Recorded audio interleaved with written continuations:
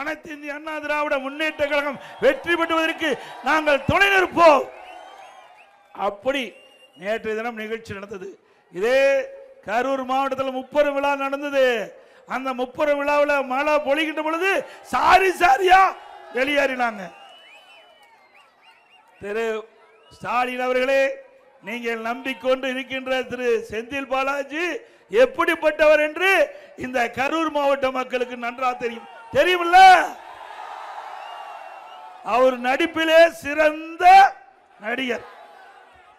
திரு சிவாஜி கணேசன் மட்டும் மறையாம இருந்தா அவரே இதை பார்த்து ஆச்சரியப்பட்டிருப்பார். திரு சிவாஜி கணேசன் அவர்களை விட சிறந்த நடிகராக இருக்கின்றவர் உங்களுடைய செந்தில் பாலாஜி அவர்கள்.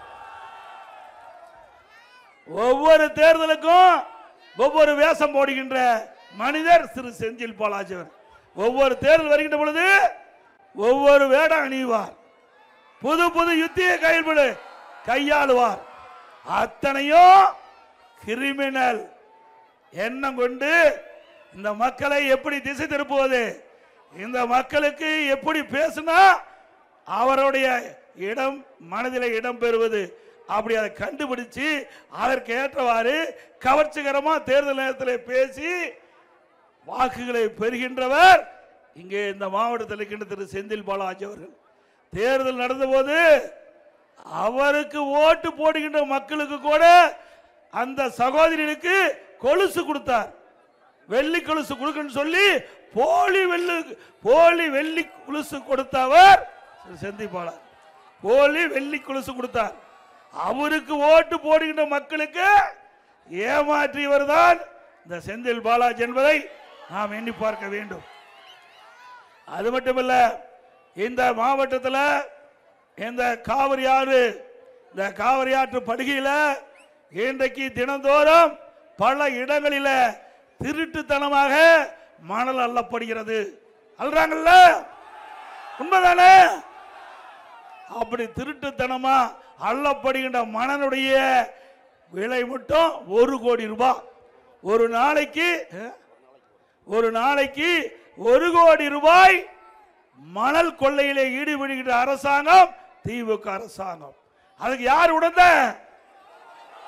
இங்க இருக்கின்ற மாவட்டத்தில் இருக்கின்ற முன்னாள் அமைச்சர் அவருடைய ஆதரவு தான் இன்றைய தினம் இந்த காவிரி ஆற்றில் இருக்கின்ற மணலை திருட்டுத்தனமா கொள்ளை அடிச்சிட்டு இருக்கிறாங்க.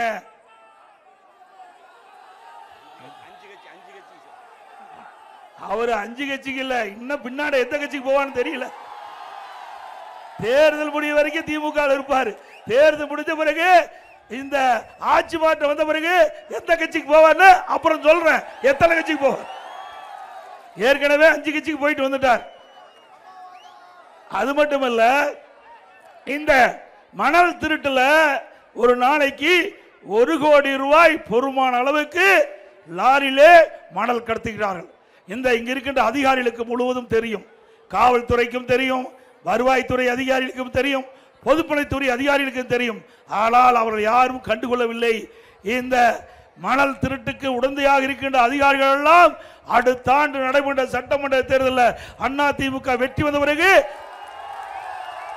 அவர்கள் விசாரிக்கப்படுவார்கள். தவறு நடக்கின்ற பட்சத்தில் கண்டுபிடிக்கப்பட்டு யாரெல்லாம் மணல் திருட்டுக்கு அதிகாரிகள் உடந்தையாக இருந்தார்களோ அவர்கள் மீதெல்லாம் சட்ட நீதியாக நடவடிக்கை எடுக்கப்படும். ஏதோ இங்க வந்து பேசிட்டு போறான்னு நினைச்சிடாதீங்க. திரு ஸ்டாலின் அவர்கள் இன்றைக்கு இங்க இருக்கின்ற திரு செந்தில் பாலாஜிக்கு அளவுக்கு மீறி அதிகாரத்தை கொடுத்து ஆட்டம் போட்டுக் கொண்டிருக்கின்றார். இங்க இருக்கின்ற முன்னாள் அமைச்சர் திரு செந்தில் பாலாஜி அவர்கள். திரு செந்தில் பாலாஜி அவர்களே, சக்கரம் சுருண்டு கொண்டிருக்கின்றது. கீழே இருக்கிற சக்கரம் மேலே அடுத்த ஆண்டு வரும். சிந்தித்து பார்க்க வேண்டும். ஒரு கூட்டத்துக்கு வருகின்ற மக்களை தடுப்பது மிகப்பெரிய தவறு. எந்த ஒரு தலைவருக்கும் அந்த கூட்டத்தை தடை போட எவருக்கும் அதிகாரம் இல்லை. இதே அனைத்து இந்திய அண்ணா திராவிட முன்னேற்ற கழக அரசாங்கம் இருந்தது. நான் முதலமைச்சர் இருந்த காலகட்டத்தில் ஆயிரக்கணக்கான போராட்டம், ஒன்றல்ல இரண்டல்ல, ஆயிரக்கணக்கான போராட்டம்.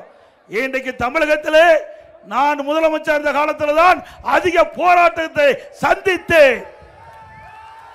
இன்றைக்கு மக்களுடைய உரிமைக்காக போராடியவர்களை தடுக்க கூடாது. அப்படி தடுத்து நிறுத்துகிறவர் திறமையில்லாத முதலமைச்சராகத்தான் பார்க்கப்படும், பொம்மை முதலமைச்சராகத்தான் பார்க்க முடியும். அனைத்து இந்திய அண்ணா திராவிட முன்னேற்ற கழகத்தை பொறுத்த வரைக்கும் மக்களுக்கு மதிப்பளிக்கக்கூடியவர்கள், இன்றைக்கு பல கட்சிக்கு மதிப்பளிக்கக்கூடியவர்கள். அவர்கள் உரிமைக்காக போராடுகிற பொழுது, நியாயத்திற்காக போராடுகிற பொழுது, அரசுடைய கவனத்திற்காக போராடுகிற பொழுது அவர்களுக்கு அனுமதி கொடுத்த அரசாங்கம் அதிமுக அரசாங்கம். இன்னைக்கு காவல்துறை மானிய கோரிக்கை வருகின்ற பொழுது, அனைத்து இந்திய அண்ணா திராவிட முன்னேற்ற கழக ஆட்சி நடந்த பொழுது எவ்வளவு போராட்டத்திற்கு அனுமதி கொடுத்தார் என்று திமுக கட்சி சேர்ந்தவர்கள் படித்து பார்த்து தெரிந்து கொள்ள வேண்டும். இது அதிமுகவுடைய திறமை. ஆனா திமுகவுக்கு அந்த திறமை இல்ல. இன்றைக்கு இந்த கூட்டத்தில் என்ன பேசுவார்கள் என்று இன்றைக்கு ஸ்டாலின் அச்சத்தில் நடுங்கிக் கொண்டிருக்கின்றார்.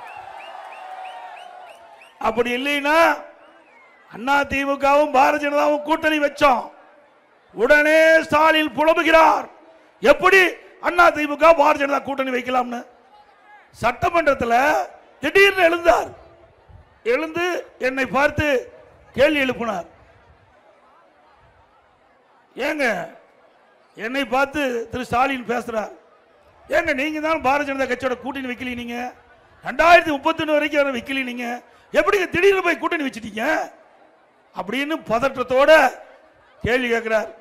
எனக்கு ஒண்ணுமே புரியல. திடீர்னு எடுத்துருச்சு கேள்வி கேட்டா, நான் சிந்திச்சு பார்த்து கொஞ்ச நேரம் கழிச்சு எழுந்திருச்சு, திரு ஸ்டாலின் அவர்களே, இது அனைத்து இந்திய அண்ணா திராவிட முன்னேற்ற கழக கட்சி, நாங்கள் யாருடன் வேண்டாலும் கூட்டணி வைப்போம், அது எங்க கட்சியுடைய விருப்பம், அதற்கு ஏன் நீங்க நடுங்கி பதற்றப்பட்டு இப்படி சட்டமன்றத்தில் வந்து இந்த கேள்வி எழுப்புறீங்க? ஆக என்றைக்கு அனைத்து இந்திய அண்ணா திராவிட முன்னேற்ற கழகம் பாரதிய ஜனதா கூட்டணி அமைத்ததோ அப்பொழுதோ திரு ஸ்டாலினுக்கும் திரு ஸ்டாலினுடைய சகாக்களுக்கும் பயம் வந்து விட்டது. உண்மைதானே? அது மட்டுமல்ல, இந்த அதிகாரிகளுக்கு இந்த நேரத்தில் தெரிவித்துக் கொள்கிறேன், அன்போடு தெரிவித்துக் கொள்கின்றேன், திரு செந்தில் பாலாஜி அவரையே அவர் காப்பாற்றிக் கொள்ள முடியாது. முடியுமா? சுமார் 450 நாட்கள் சிறையிலே இருந்தவர் தான் திரு செந்தில் பாலாஜி அவர்கள். அப்படிப்பட்டவரை நம்பி இன்றைக்கு தவறான செயலில் ஈடுபடுவர்களுக்கு இந்த அரசு அதிகாரிகள் உடந்தையாக இருந்தால் அவர்களை எவராலும் காப்பாற்ற முடியாது என்பதை நேரத்திலே தெரிவித்துக் கொள்கிறேன். அது மட்டுமல்ல, இன்றைக்கு அனைத்து இந்திய அண்ணா திராவிட முன்னேற்ற கழகத்தை சேர்ந்தவர்கள் சிறப்பாக செயல்பட்டா போதும், உடனே செந்தில் பாலாஜி அவர் மீது ஒரு கேஸை போடுவார், அவரை கைது செய்வாங்க, அவரை வந்து மிரட்டுவது.